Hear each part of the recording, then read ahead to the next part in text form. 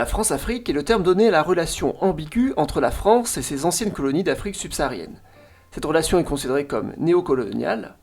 Il peut y avoir des intérêts que la France tente encore de protéger, ou des ingérences un petit peu excessives de sa part dès qu'une situation politique ne lui convient pas. La France-Afrique concerne en général les pays d'Afrique subsaharienne qui ont été des colonies françaises, mais par extension, elle peut parfois aller au-delà, vers d'autres pays francophones. Mais quels sont les pays liés à la France-Afrique ? En premier lieu, voici tous les pays qui étaient colonisés par la France après la Seconde Guerre mondiale. Le Maroc et la Tunisie ont été des protectorats français devenus indépendants en 1956. L'Algérie était une colonie française de peuplement devenue indépendante en 1962 suite à une longue guerre, une des plus importantes guerres d'indépendance. Ces trois pays ne font pas vraiment partie de la France-Afrique, car le terme s'utilise plutôt pour les pays d'Afrique subsaharienne. Je n'en parlerai donc pas. Les autres pays sont donc ceux qui étaient membres de l'Afrique occidentale française, d'un côté, soit Mauritanie, Sénégal, Mali, Niger, Guinée, Burkina Faso, Côte d'Ivoire et Bénin. Les États qui étaient membres de l'Afrique équatoriale française, soit Tchad, Centrafrique, Gabon et Congo. À cela s'ajoutent les anciens territoires sous mandat, Cameroun et Togo. Ces deux pays ont été colonisés par la France, mais officiellement, ce n'étaient pas des colonies. Officiellement, bien sûr. Ils étaient auparavant des colonies allemandes récupérées par la France. Enfin, il y a aussi Madagascar. À part la Guinée qui est devenue indépendante en 1958, tous les autres pays sont devenus indépendants en 1960. En 1958 est créée la Communauté française. Toutes les colonies françaises d'Afrique sont invitées à intégrer cette communauté. Cela ne concerne pas le Cameroun et le Togo qui sont sous mandat. La Guinée refuse et devient indépendante dès 1958. Le Cameroun et le Togo obtiennent leur indépendance dès le début 1960. Durant la même année, tous les autres membres de la communauté accèdent à leur tour à l'indépendance. Le Gabon est le dernier pays à accéder à l'indépendance en août 1960. C'était sûrement le pays avec le gouvernement le plus francophile. Plus tard, deux territoires d'outre-mer accèdent à l'indépendance, les Comores en 1975, mais seulement en partie, Mayotte reste française, puis Djibouti en 1977. Tous ces pays font partie de la France-Afrique aujourd'hui. On peut cependant en ajouter trois autres qui n'ont pas été des colonies françaises, mais belges. Le Congo, devenu indépendant de la Belgique en 1960, et le Rwanda et le Burundi, devenus indépendants en 1962. En étant d'anciennes colonies belges, ils ont pris le français comme langue officielle, ce qui leur a permis un rapprochement avec la France. On a donc un total de 20 pays qui font partie de cette sphère qu'est la France-Afrique. Ces pays ont tous été sous influence plus ou moins grande de la France, pour le meilleur et pour le pire. Regardons déjà le point de vue linguistique. Tous ces pays ont comme particularité d'avoir le français comme langue officielle, mais c'est à des degrés divers. C'est Félix Houphouët-Boigny, le président de la Côte d'Ivoire dans les années 1960, qui a inventé le terme France-Afrique avant l'indépendance, mais le terme était positif à l'époque. Mais c'est Léopold Sédar Senghor, président du Sénégal à la même époque, qui est un des plus fervents défenseurs de la création de l'Organisation internationale de la francophonie. Et c'est à Niamey, au Niger, qu'elle a été créée en 1970. Tous les pays cités précédemment ont intégré l'Union, mais pas tous en même temps. Par exemple, le Congo et la Guinée ont attendu 1981 avant d'intégrer l'Union. Le français est la seule langue officielle dans certains pays. Dans d'autres, elle est partagée avec des langues locales ou coloniales.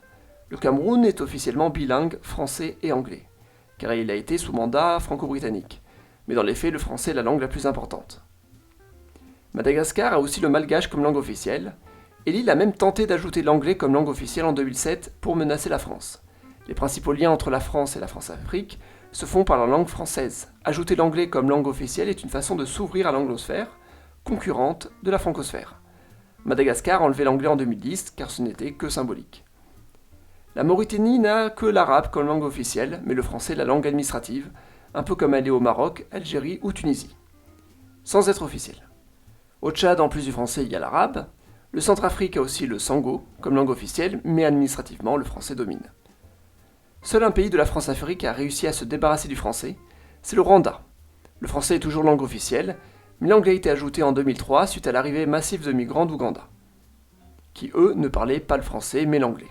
On peut dire que l'anglais est désormais devenu la première langue administrative au Rwanda.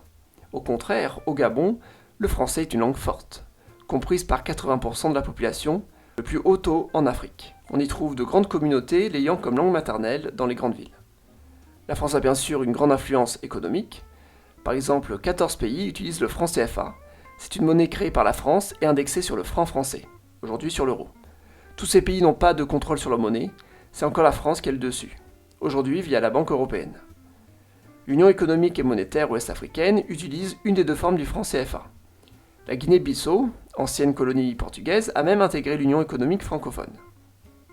Dans cette union, on trouve la Côte d'Ivoire, la principale puissance économique de la France-Afrique. La communauté économique et monétaire de l'Afrique centrale utilise l'autre forme du franc CFA et concerne les pays d'Afrique centrale. La Guinée équatoriale, ancienne colonie espagnole, a aussi intégré l'Union francophone. Le pays a même ajouté le français à l'espagnol comme langue officielle. C'est un ajout symbolique. Dans les faits, l'espagnol y reste la principale langue d'administration. Les autres pays de la France-Afrique ont leur propre monnaie, non indexée sur l'euro, sauf les Comores qui ont un cas similaire. Et en ce qui concerne le franc CFA, il existe des projets pour s'émanciper du diktat français. La France est bien évidemment présente pour des ressources, notamment avec la grande entreprise Elf Aquitaine et le pétrole gabonais. La France a eu des relations très rapprochées avec ce pays, notamment le dictateur Omar Bongo, qu'elle a toujours protégé. Le Gabon est vraiment le pays symbole de la France-Afrique. Le premier président, Léon Mba, était un fervent francophile. La France est intervenue en 1964 suite à un coup d'État à son encontre pour lui faire reprendre le pouvoir. Omar Bongo fut choisi après la mort de Mba. La France est souvent intervenue en Afrique, les principales interventions furent les suivantes. La guerre du Tchad à partir de 1969, surtout dans les années 70 à plusieurs reprises lors de différentes opérations. En Centrafrique, surtout dans les années 80.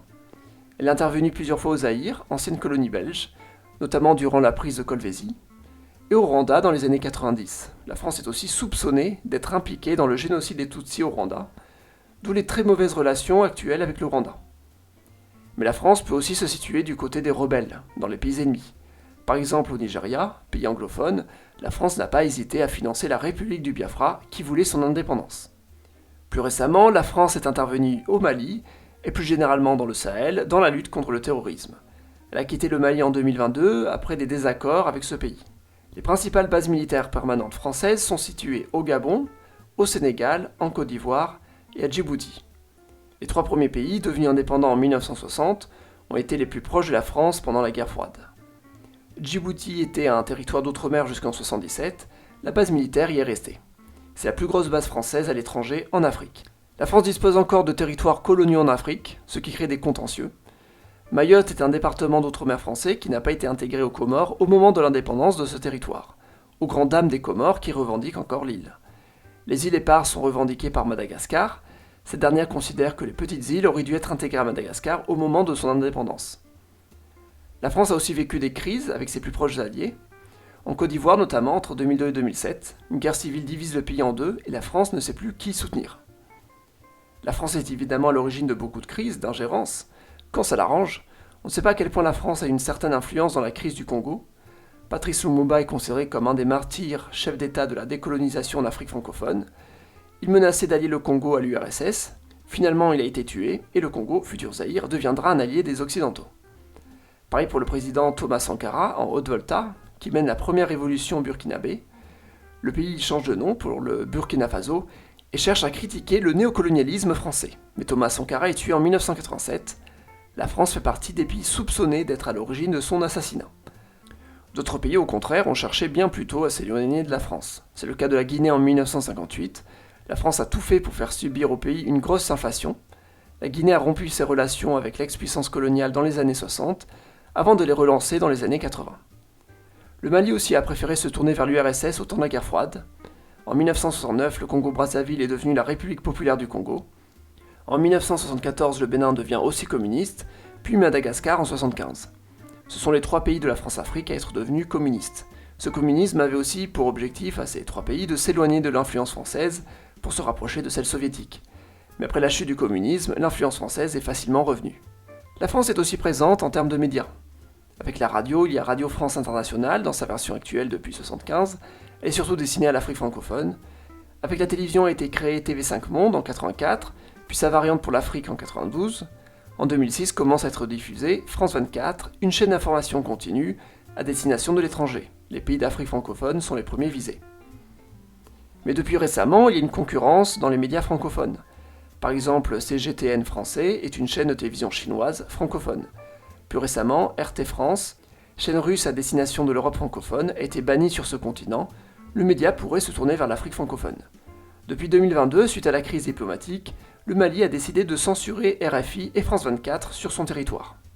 La France s'invite encore dans des gros projets économiques. Le métro d'Abidjan, qui sera un des 2 premiers métros d'Afrique subsaharienne, l'autre étant au Nigeria, sera financé par Keolis, dont la société mère est la SNCF, société française. Toujours en Côte d'Ivoire, l'autoroute qui relie la métropole Abidjan à la capitale Yamoussoukro est construite par le groupe français Bouygues. Mais la Chine prend de plus en plus le devant. L'autoroute au Cameroun, qui relie les 2 métropoles Yaoundé et Douala, est financée par un groupe chinois. Le néocolonialisme français se perpétue aussi dans l'immigration des étudiants africains et dans la fuite des cerveaux. En France, on estime que la moitié des étudiants étrangers viennent d'Afrique. Mais en 2022, le pays a cherché à freiner ces arrivées étudiantes en rendant payante l'entrée à l'université pour les non-européens. Un petit peu hors catégorie, le rallye Paris-Dakar peut être considéré comme une course néocoloniale. Cette dernière partait de Paris pour aller jusqu'au Sénégal en passant par le Maroc et la Mauritanie, que des anciennes colonies françaises, tout en dégageant, parfois involontairement, une idée civilisatrice. Aujourd'hui, la notion de France-Afrique fait surtout écho aux périodes de la guerre froide et aux scandales des années 80-90 qui ont mis en lumière des pratiques d'avant. Mais elle reste tout de même présente, même si aujourd'hui la Chine semble être un nouvel acteur incontournable de l'Afrique. On parle désormais de Chine-Afrique. Merci d'avoir regardé cette vidéo. Évidemment, le sujet est vaste et j'ai préféré survoler plusieurs petits points. Si la vidéo vous a plu, n'hésitez pas à vous abonner et à mettre un pouce bleu. Merci et à jeudi prochain.